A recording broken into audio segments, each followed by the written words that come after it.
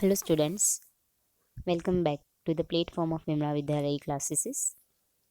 Last video લેક્ચરમાં આપણે cell measurement માટેની જે ટેકનિક્સ હતી ટેકનિક્સ એના વિશે ચર્ચા કરી હતી કે જેમાં ડાયરેક્ટ માઇક્રોસ્કોપિક કાઉન્ટ એન્ડ એની અંદર stain smear technique and the chamber slide technique વિશે જોયું હતું. ઓકે, કે જે જનરલી આપણે જે સ્ટેઇન સ્મિયર ટેકનિક છે કે જે ગ્રામ સ્ટ્રેનિંગ ટુ અથવા તો અનધર આપણે એને લેબોરેટરીમાં યુઝ કરીએ છીએ. ઓકે, જનરલી સો ધેન આફ્ટર આપણે હવે આજે વાયબલ કાઉન્ટને ડિટેલમાં જોઈશું કે how can we calculate the cell number of a viable count. Okay, so let's start.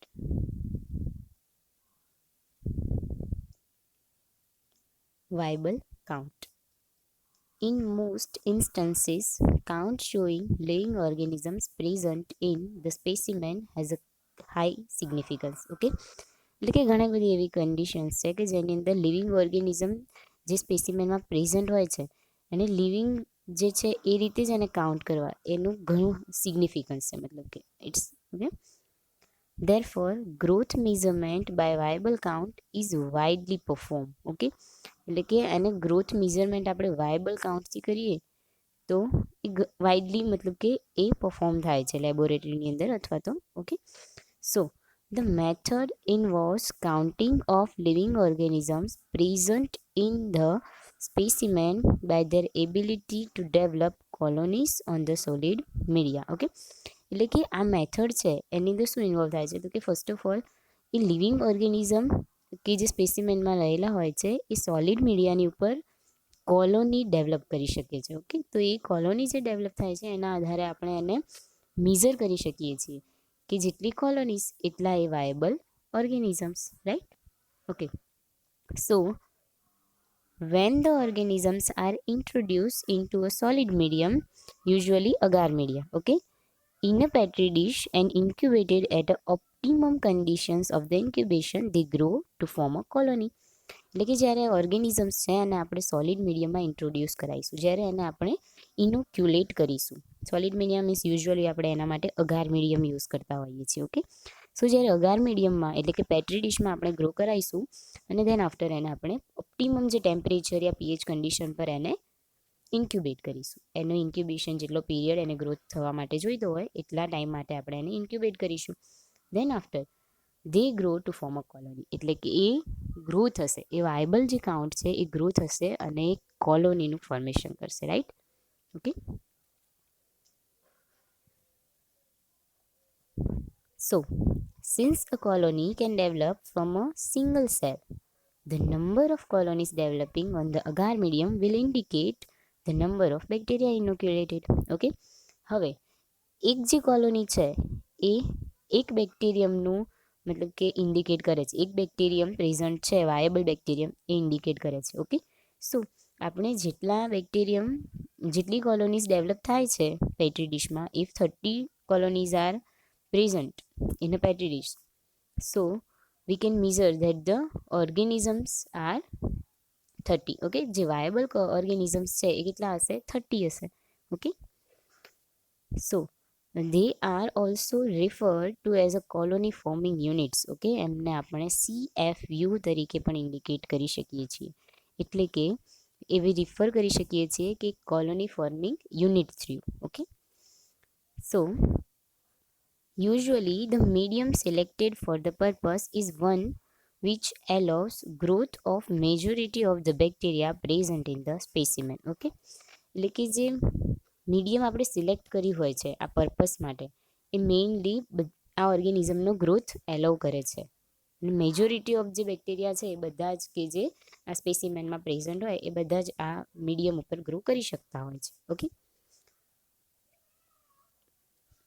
usually nutrient agar medium or standard plate count agar medium is used as enumeration medium for contacting of most bacteria. Okay, counting of most of the bacteria, એટલે કે nutrient જે medium છે અથવા તો standard plate count જે અગાર medium છે એને આપણે એન્યુમરેશન કરવા માટે, એને ગણતરી કરવા માટે ઓકે, અને એનો ગ્રોથ કરાવવા માટે આપણે જનરલી એ વાપરતા હોઈએ છીએ. ઓકે,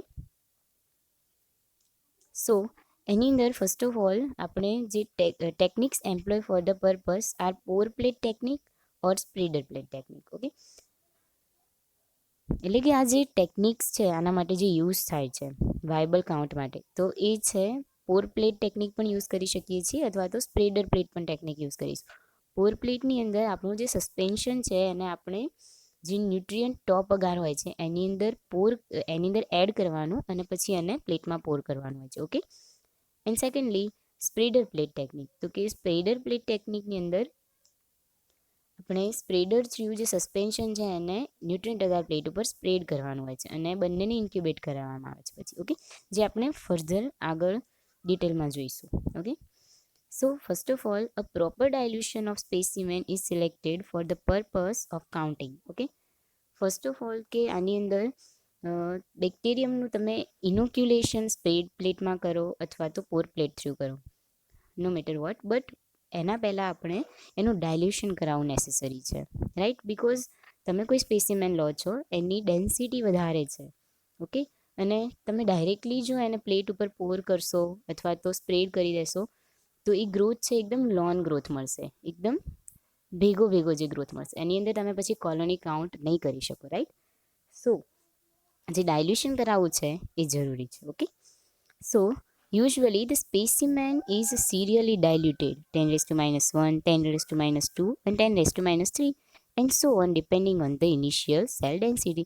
એટલે કે ઇનિશિયલ જે તમારી પાસે સેલ સસ્પેન્શનની ડેન્સિટી કેટલી છે, જો ડેન્સિટી વધારે તો એટલા વધારે ડાયલ્યુશન કરાવીશું, જો ડેન્સિટી ઓછી તો એટલા ઓછા ડાયલ્યુશન. ઓકે, એટલે કે it's depends on the initial cell density of the organism which is present in the specimen. Okay, so the dilution is made in a sterile distilled water as shown in the figure. એટલે કે જે ડાયલ્યુશન આપણે prepare કરીએ છીએ એ ડાયલ્યુશન એ sterile જે distil water tubes હોય છે એની અંદર એસેપ્ટિક કન્ડિશનમાં પ્રિપેર કરવામાં આવે છે. ઓકે, જે આપણે જોઈએ. ઓકે, સો તમે અહીંયા જોઈ શકો છો કે આ તમારું મેઇન કલ્ચર છે. ઓકે, કે જેની ડેન્સિટી વધારે છે અને તમારે એની ડેન્સિટી ડિક્રીઝ કરવી છે, તો ફર્સ્ટ ઓફ ઓલ 9 mlની જેટલા ડાયલ્યુશન તમે કરવા માંગતા હો એટલી ટ્યુબ્સ તમારે લેવી જરૂરી છે. ઓકે, સો આ ફર્સ્ટ ડાયલ્યુશન માટે, આ સેકન્ડ, થર્ડ એન્ડ ફોર્થ, એટલે કે એને નંબર આપીશું આપણે 10⁻⁻1, 10⁻2 ડાયલ્યુશન, 10⁻3 ડાયલ્યુશન એન્ડ 10⁻4 ડાયલ્યુશન. ઓકે, એમાં જે કલ્ચર બધાની અંદર 9 ml ડિસ્ટિલ વોટર લઈશું. ઓકે, અને જે કલ્ચર સસ્પેન્શન આપણી પાસે છે એમાંથી 1 ml એસેપ્ટિકલી જે 10⁻1 ડાયલ્યુશન છે એમાં એડ કરીશું, એને પ્રોપર મિક્સ કરીશું એન્ડ દેન આફ્ટર ફરીથી જે 10⁻1 છે એમાંથી 1 ml લઈ અને 10⁻2માં, ઓકે, 10⁻2 થી 10⁻3 એન્ડ 3 to 4 એવી રીતે આપણે આ જે ડાયલ્યુશન એ કરીશું. ઓકે, બટ આ જે છે એના માટે કન્ડિશન છે કે આપણે એસેપ્ટિક કન્ડિશનમાં જ કરવું પડશે, રાઈટ? એટલે કે કોઈ પણ પ્રકારનું કન્ટામિનેશન આવવું જોઈએ નહીં. ઓકે, ધેન આફ્ટર જે 10⁻1 ડાયલ્યુશન છે આ બધી જ ન્યુટ્રિયન્ટ અગારની પ્લેટ્સ લેવાની અને એની અંદર રિસ્પેક્ટિવલી જે 10⁻1 હોય તો 10⁻1 જે તમે માર્ક કરેલી પ્લેટ ઉપર એને સ્પ્રેડ કરીશું. ઓકે, અથવા તો આ ડાયલ્યુશન લઈને પોર કરીશું. ઓકે, જે મેથડ આપણે એફિશિયન્ટ લાગે એને યુઝ કરી શકીએ છીએ. ઓકે, તો 1, 2, 3, 4 એવી રીતે રિસ્પેક્ટિવલી 4 પ્લેટ્સની અંદર આપણે એને ઇનોક્યુલેટ કરાવીશું. ઓકે, એન્ડ ધેન આફ્ટર એ પ્લેટ્સને ઇન્ક્યુબેશન કરાવીશું. એને ઇન્ક્યુબેટ કરી અને પછી જ્યારે પ્રોપર ઇન્ક્યુબેશન પછી આપણે જ્યારે પ્લેટ્સને જોઈશું તો એની અંદર આપણને કોલોની ફોર્મ થયેલી જોવા મળશે. ઓકે, તો 1 colony is equal to 1 viable bacterium, એ પ્રમાણે આપણે એની ગણતરી કરીશું. ઓકે, સો હિયર એના સ્ટેપ્સ છે કે કઈ રીતે આપણે એને કેલ્ક્યુલેટ કરી શકીએ છીએ. 1 ml of sample is transferred aseptically to 9 ml of sterile distilled water to obtain 10⁻1 dilution. Okay, એટલે કે 1 ml જે સેમ્પલ છે એ 9 ml જે સ્ટરાઇલ ડિસ્ટિલ વોટર ટ્યુબમાં 10⁻⁻1 ડાયલ્યુશન બનાવવા માટે આપણે જે મેઇન તમારું કલ્ચર હતું એમાંથી એડ કરીશું. Okay, then after higher order dilutions are obtained by transferring 1 ml of dilution to 9 ml of sterile distilled water. એટલે કે જેટલા ડાયલ્યુશન જોઈતા હોય હાયર ઓર્ડર એ પ્રમાણે આપણે ડાયલ્યુશન 1 by 1 કરતા રહીશું. એટલું વધારે તમને ડાયલ્યુશન મળશે. ઓકે, અને એટલા ઓછા તમારા સેલ થતા જશે, એની ડેન્સિટી એટલી ઓછી થતી જશે. Okay, 1 ml of each dilution is plated out in standard plate count plate. Okay, standard plate count. Okay, એટલે કે 1 ml જેટલું જે ડાયલ્યુશન છે ઈચ ડાયલ્યુશન એને આપણે સ્ટાન્ડર્ડ પ્લેટ કાઉન્ટ પર પ્લેટ કરીશું. Okay, okay, so dilution that gives number of colonies between 30 to 300 is used for calculation of microbial load. Okay, એટલે કે સપોઝ હવે તમને જેટલી કોલોનીઝ મળે છે એના આધારે તમે નક્કી કરી શકો કે એનું વાયેબલ કાઉન્ટ મતલબ કે કેટલો લોડ હશે એ બેક્ટેરિયમનો. ઓકે, સો સપોઝ કે માઇક્રોબિયલ લોડ આપણે ગણવો છે તો number of colonies cross dilution factor એ રીતે આપણે ગણીશું. Okay, if 10⁻³ dilution gives 87 colonies, the microbial count is calculated as under. એટલે કે આ રીતે આપણે ગણી શકીએ કે નંબર ઓફ કોલોનીઝ છે તમારે 87 અને ડાયલ્યુશન ફેક્ટર તમે 10:3 લીધો છે. ઓકે, તો 87 ક્રોસ 10:3 એટલે એનો એક પોઈન્ટ આપણે આગળ લાવીએ તો 8.7 એન્ડ 10⁻⁻ એ પ્લસ થશે એટલે બનશે 10⁴ ઓર્ગેનિઝમ્સ પર ml. ઓકે, સો 8.7 ક્રોસ 10⁴ ઓર્ગેનિઝમ્સ પર ml. ઓકે, જે CFU કોલોની ફોર્મિંગ યુનિટ આપણે ગણતા હતા એટલા ઓર્ગેનિઝમ એ પર ml જે સસ્પેન્શન છે સ્પેસિમેન એમાં પ્રેઝન્ટ હશે. Okay, so usually the ડાયલ્યુશન which possess about 30 to 300 organism is selected. તો આપણે સિલેક્ટ કર્યા કે 30 to 300 જે ઓર્ગેનિઝમ સુધી મતલબ કે ગણી શકીએ છીએ. 300 અપ જે ગ્રોથ આવે છે પછી નોન ગ્રોથ આવે છે કે જેની અંદર આપણને કાઉન્ટ કરવું ઇઝી નથી રહેતું. એટલે કે જે ગ્રોથ છે એ બહુ ભેગો હોય છે એટલે તમે એને કાઉન્ટ નથી કરી શકતા કોલોનીને પર્ટિક્યુલર. ઓકે, સો એના પછી વાયેબલ કાઉન્ટની અંદર પોર પ્લેટ ટેકનિક અને સ્પ્રેડ પ્લેટ ટેકનિક કે જેના વિશે આપણે ડિટેલમાં નેક્સ્ટ વિડીયો લેક્ચરમાં જોઈશું. Okay, hope you like it. Thank you for watching.